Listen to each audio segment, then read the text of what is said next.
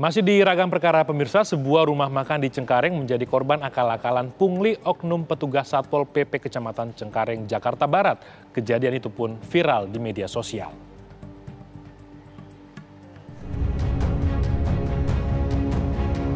Rumah makan yang berada di Cengkareng, Jakarta Barat ini tengah menjadi sasaran ulah nakal oknum petugas Satpol PP yang diduga melakukan pungutan liar. Oknum petugas itu disebut datang dengan dalih memeriksa pelaksanaan protokol kesehatan di rumah makan.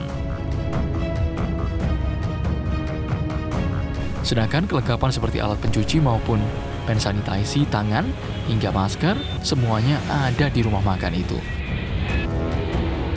Pengelola rumah makan mengaku mereka dimintai detail identitas diri dan sejumlah uang kebijakan oleh oknum tersebut.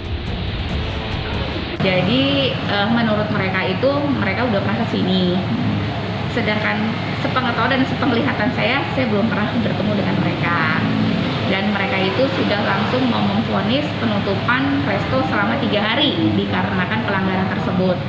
Nah, kembali saya tanya, kalau namanya pelanggaran sudah mau ditutup, otomatis kan ada teguran lisan, teguran tertulis, baru penutup. Nah, ini kenapa lisan aja baru ketemu dengan saya? Kenapa sudah mau ditutup? Dikarenakan saya tidak mau ditutup, petugas tersebut meminta kebijakan dari rumah makan ini. Menyusul viralnya video ini, pihak kepolisian Cengkareng, Jakarta Barat dikabarkan telah mendatangi rumah makan itu. Namun hingga kini, pengelola rumah makan masih belum paham apa yang dimaksud dengan uang kebijakan itu. Benarkah pungutan itu sebagai pungli terselubung oknum Satpol PP tersebut? Dari Jakarta Barat, Novi Zakaria, TV One mengabarkan.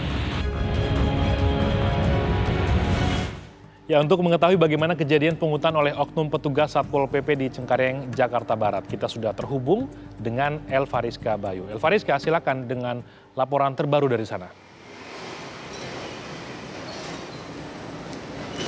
Ya, Imran, memang benar ini dari video oknum Satpol PP ini viral di media sosial beberapa waktu belakangan ini. Dan saat ini saya sudah berada di rumah makan yang 2 hari lalu didatangi oleh oknum Satpol PP. Ada 4 orang oknum Satpol PP ini datang ke rumah makan dengan menanyakan penerapan protokol kesehatan. Nah, kejadiannya ini hari Rabu lalu dan saat ini Imran untuk mengetahui hal tersebut lebih lengkapnya bersama saya saat ini sudah ada penanggung jawab dari rumah makan Cahaya Minang. Nah, langsung saja ini dengan Ibu Evi. Iya, saya dengan Evi. Ya, Ibu, selamat sore ya, Bu. Bu, boleh diceritakan nggak? Ini kan kemarin ada 2 hari lalu ya, hari Rabu ada oknum Satpol PP yang datang ke sini diduga melakukan pungutan liar. Nah, boleh diceritakan kepada kami, Bu, seperti apa kejadiannya di hari Rabu itu, pukul berapa?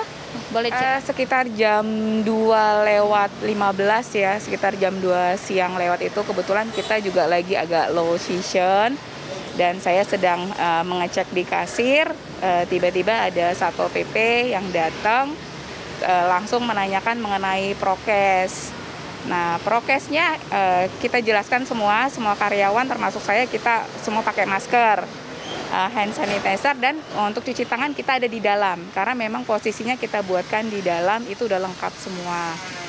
Nah, terus akhirnya dia sempat bertanya mengenai kalau mereka itu pernah secara langsung sebelumnya itu teguran lisan. Kemudian saya bilang kapan, dengan siapa, karena saya sebagai penanggung jawab di sini saya merasa belum pernah didatangi oleh Satpol PP mengenai prokes atau edukasi lah sebelumnya ya.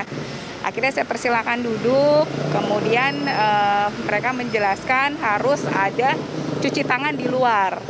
Memang saat itu saya bilang kita ada di dalam, Pak, karena sebagian besar dari 100% pengunjung rumah makan ini 80%-nya itu take away.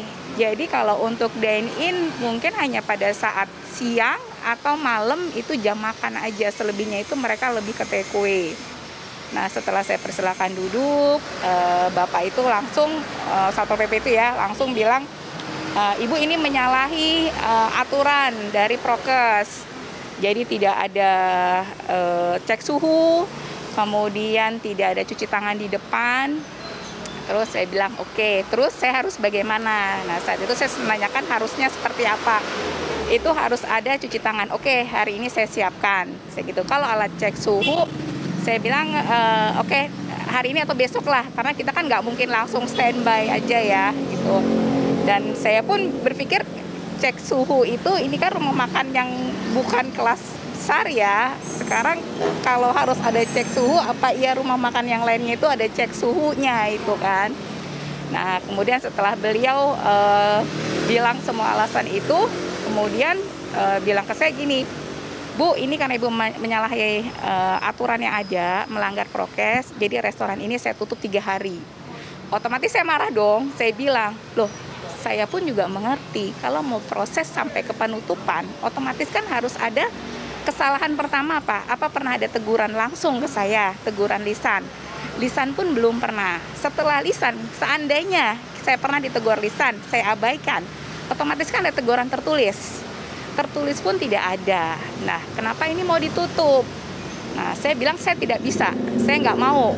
Saya bilang gitu. Kemudian dia bilang, udah ibu tanda tangan ini. Nah, terus minta KTP saya. Mereka suruh saya tanda tangan, tapi saya tidak tahu isi kertasnya itu apa. Saya bilang saya nggak mau. Nah, terus akhirnya dia bilang gini, ya udah Bu, Ibu ditutup nggak mau. Nah, gini aja deh Bu, kita minta kebijakan aja dari restoran.